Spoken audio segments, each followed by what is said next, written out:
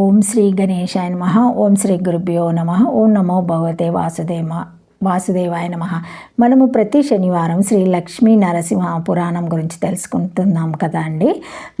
కానీ అంతకంటే ముందుగా మీరు కనుక మన ఛానల్ని ఇప్పటి వరకు సబ్స్క్రైబ్ చేసుకోకపోతే వెంటనే చేసుకొని పక్కనే ఉన్న బెల్ ఐకాన్ని నొక్కి ఆల్ వీడియోస్ సెలెక్ట్ చేసుకుంటే మేము ఇలాంటి వీడియోస్ అప్లోడ్ చేయగానే ముందుగా మీకు నోటిఫికేషన్ వస్తుంది. అలాగే వీడియో ఎక్కడ కూడా స్కిప్ చేయకుండా చివరి వరకు చూస్తే మేము ఏం చెబుతున్నామో మీకు పూర్తిగా అర్థమవుతుంది. ఇప్పుడు లైక్ చేయడం, సబ్స్క్రైబ్ చేసుకోవడం మర్చిపోకండి. ఇప్పుడు ఇంకా వీడియోలోకి వెళ్ళిపోదాము. ఓం నమో భగవతే వాసుదేవాయ నమః. శ్రీ లక్ష్మీ నరసింహ పురాణము 19వ భాగము 20వ భాగము గురించి తెలుసుకుందాము. వారాహ అవతార కథ. తర్వాత శ్రీహరి వరాహ అవతారంలో జగత్తారకుడైన పుణ్యకథ చెప్తాను విను రాజా అని మార్కండేయుడు ఇలా చెప్పాడు. అది లయ సమయము. బ్రహ్మకి ఒక దినము పూర్తి అయిన కాలము. ముల్లోకాలు జలమయ అయిపోయాయి. సృష్టినంతను తనలోకి తీసుకొని శ్రీమన్నారాయణుడు మహాసముద్రంలో 1000 పడగల అనంతుని మెత్తని భోగశయపై యోగ నిద్ర ముద్రితుడై ఉన్నాడు. అది అలా ఉండని కశ్యప బ్రహ్మకు దీతి అనే భార్య యందు కలిగిన సంతతిలో హిరణ్యకశ్యపుడు పెద్దవాడు, పరమ దుర్మార్గుడు. వాడి నివాసము పాతాళంలో. అక్కడ నుంచే దేవతలకు గుండె గాలమై ఉంటున్నాడు. భూమి మీదకి వచ్చాడా యజ్ఞ యాగాలు భూస్వహ అయిపోయాయి. భూమి మీద ఉన్న మాసాపులు దేవతల సంతృప్తి కోసము యజ్ఞ యాగాలు చేస్తూ ఉంటారు. వాటి వల్ల దేవతలకు శక్తియుక్తులు అపారంగా వస్తాయి. అవి రాకుండా చేయాలంటే ఈ భూమిని చాపచుట్టగా చుట్టి పాతాళానికి ఎత్తుకుపోవడమే. ఇక మానవులు యజ్ఞాలు ఎలా చేస్తారు అని అనుకున్నాడు. భూమిని వడిచి చాపచుట్టలాగా చంక నుంచుకొని హిరణ్యకశ్యపుడు పాతాళానికి వెళ్ళిపోయాడు. నిద్ర ముగిసింది. అనంతసేనుడై ఉన్న భూతాత్ముడు శ్రీహరి కళ్ళు తెరిచి చూచి భూమి ఏమైనట్టు అని అనుకొని, ఓరి దుర్మార్గుడా, ఎంత పని చేశావురా, నీ అంతు చూస్తానుండు అని అనుకున్నాడు. ఆవలించాడు. మెల్లగా శయశయమించి లేచాడు. అటు ఇటు చూచాడు. చప్పున దివ్య వరాహ రూపుడైన వాడు 4 వేదాలే పాదాలు, యజ్ఞాలలో పశుబంధానికి ఉపయోగించే మంత్రపూతులైన యూపస్తంభాలే దంతాలు, కరకు దర్భాలే రోమాలు, అగ్ని నాలుక, సూర్యచంద్రులే నేత్రాలు, నక్షత్రాలు ముక్తాహారాలు. అదొక వింత వరాహ రూపం. సరాసరి రసతలంలోకి వెళ్ళాడు. అక్కడ నక్కి ఉన్న హిరణ్యకశిపుని దిక్కుతోచని విధంగా యుద్ధంలో మర్దించి చీల్చి చెండాడాడు. దంతగ్రహంచే భూమిని ఉద్ధరించాడు. ఇంకేముంది, దాత యథాపూర్వం అకల్పయత్, యథాపూర్వంగా సృష్టి జరిగిపోయింది. ఆ దేవుడికి ఇదొక ఆట. ఇలా సృష్టిస్తాడు. దుష్టుల వల్ల వచ్చే ఉపద్రవాలను ఏదో రూపంతో పోగొట్టి సృష్టిని పోషిస్తూ ఉంటాడు. లయ సమయంలో రుద్రరూపుడై అన్నిటినీ అంతమొందిస్తాడు.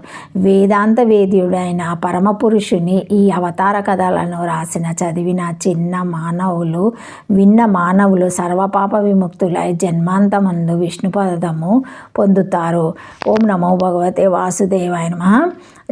శ్రీ లక్ష్మీ నరసింహ పురాణం 20వ భాగము. నరసింహ అవతార కథ. కశ్యపునకు దీతి యందు కలిగిన సంతానంలో హిరణ్యకశ్యపుని తర్వాత చెప్పదగినవాడు హిరణ్యకశ్యపుడు. సోదరుని మరణాంతరము దేవతలపై పగపట్టి వాళ్ళని తన చేతి క్రిందికి తేవాలని అనుకున్నాడు. అడవికి వెళ్ళి ఆశ్రమవాసి అయి బ్రహ్మను గురించి కఠోర నియమాలతో చాలా కాలం తపస్సు చేశాడు. ఆ తపోదీక్షకి మెచ్చి బ్రహ్మ ప్రత్యక్షమై, దానేశ్వర, ఏమిటి నీ వరము, కోరుకో, నిస్సందేహంగా ఇస్తానని మాట ఇచ్చాడు. ఆ మాటకి సంతోషిస్తూ హిరణ్యకశ్యపుడు చతుర్ముఖునకు సవినయంగా మ్రొక్కి, భగవాన్, నాకు వరాలివ్వాలని నీకు మనసైతే కోరుతున్నాను విను. ఎండినది కానీ పచ్చిది కానీ నన్ను చంపకూడదు.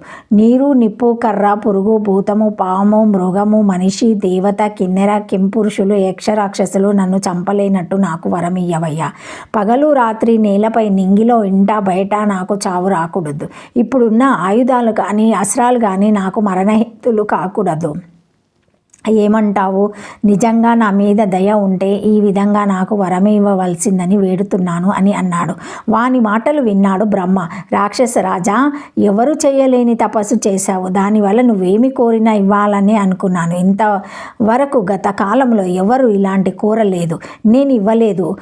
దుర్లభులైన ఇస్తాను, వెళ్ళు, ఆ తపస్సు ఫలంగా దివ్యభోగాలు అనుభవించు అంటూ వానికి కోరిన వరాలిచ్చి బ్రహ్మ తన లోకానికి వెళ్ళిపోయాడు.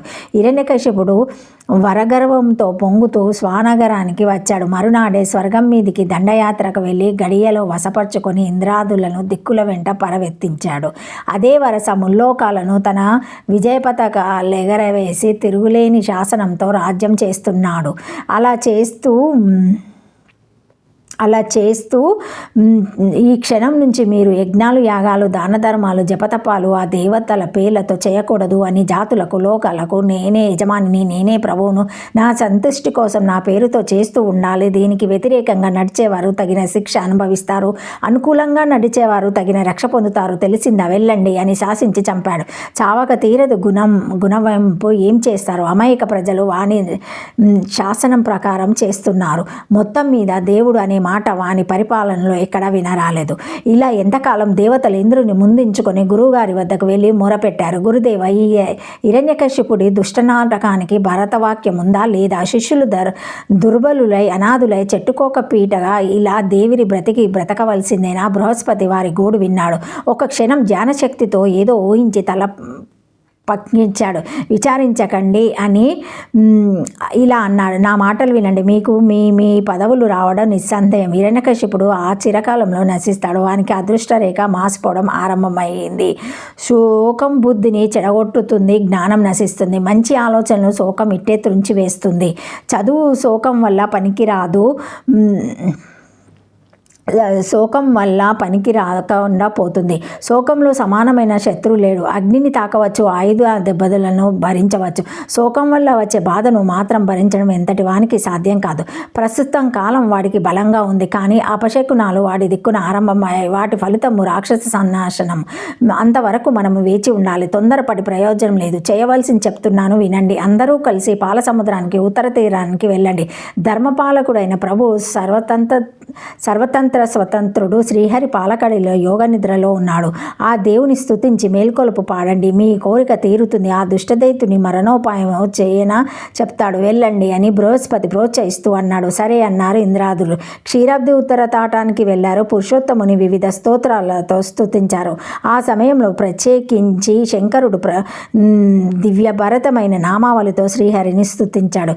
విష్ణు ద్విబృధావో యజావో యజ్ఞపాలక ప్రభా విష్ణు రారిష్టో లోకాత్మ లోకపాలక జ్యోతిష్మాన్ జ్యోతిమాన్ శ్రీమాన్ ఆయుష్మాన్ పురుషోత్తమ వైకుంఠ పుండరీకాక్ష కృష్ణ సూర్య సచయిత నరసింహో మహాభీమో వజ్రాధం నఖాయుధం ఆదిదేవో జగత్కర్త యోగీశో గరుడధ్వజ త్రివిక్రమ స్త్రీలోకేశ బ్రహ్మేశ ప్రీతివర్ధన వామనో దుష్టదామనో గోవిందో శంకిచక్రి గతీశ లంగాల్ ముసలి కిరీటి కుండలి హరి మేకిలి కవచి అనంతాయో ప్రమేయమాయ నమస్తే.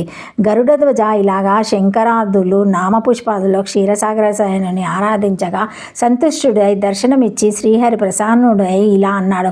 సూరురాల, మీ దివ్యనామ సంకీర్తన నాకెంతో సంతోషం కలిగించింది. మీకు నేనేం చేయాలో చెప్పండి, చేస్తాను అని అనగా శంకరాదులు ప్రభు సర్వజ్ఞుడు, నీకు తెలియని ఏమున్నది అని అనగా, అవును, ఈ హిరణ్యకశ్యపుడు వద కర్తవ్యం కొంచెం కాలం ప్రతీక్షించాలి. వానికి ఒక కొడుకు కలుగుతాడు. పేరు ప్రహ్లాదుడు. వాడు నా భక్తుడు. హిరణ్యకశ్యపుడు వార గర్వంతో మిడిసి పడుతూ ఆ భక్తుని హింసిస్తాడు. అప్పుడు నేను వాణ్ణి అంతా ముందిస్తాను, వెళ్ళండి అని శ్రీహరి అదృశ్యుడు అయినాడు. దేవతలు ఓదార్పుగా తమ వీడిది పట్టుదలకు వెళ్ళిపోయారు. ఆ తరువాత ఓం నమో భగవతే వాసుదేవాయ నమః. దీని కంటిన్యూషన్ వీడియో రేపటి దాంట్లో ఉంటుందండి. చాలా లెంతీ అయిపోతుందని ఇక్కడికి ఎండ్ చేస్తున్నాను ఈ video. Thank you for watching my video. Please like, share, comment, subscribe to my channel. మరిన్ని వీడియోస్తో మళ్ళీ కలుస్తానండి. ఈ వీడియో మొదటిసారి ఎవరైనా చూసి ఉంటే తప్పకుండా లైక్ చేసి సబ్స్క్రైబ్ చేసుకోండి. ఏమైనా కామెంట్స్ ఉంటే పెట్టండి. సబ్స్క్రైబ్ చేసుకోండి, లైక్ చేయండి, షేర్ చేయండి. Thank you.